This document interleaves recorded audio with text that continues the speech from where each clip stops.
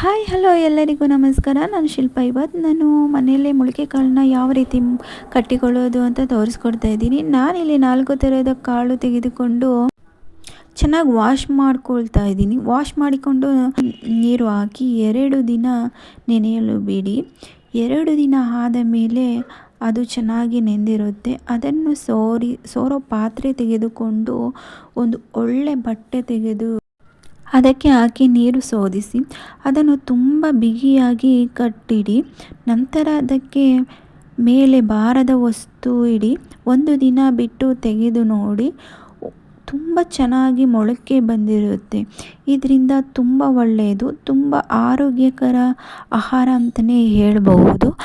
ಅದರಿಂದ ಉಪ್ಸಾರು ಸಾಂಬಾರು ಮಾಡಿದರೆ ತುಂಬ ಟೇಸ್ಟಿಯಾಗಿರುತ್ತದೆ. ನೋಡಿದ್ರಲ್ಲ ಫ್ರೆಂಡ್ಸ್, ಹೇಗೆ ಮೊಳಕೆ ಕಾಳು ಮನೆಯಲ್ಲೇ ಮಾಡೋದು ಅಂತ.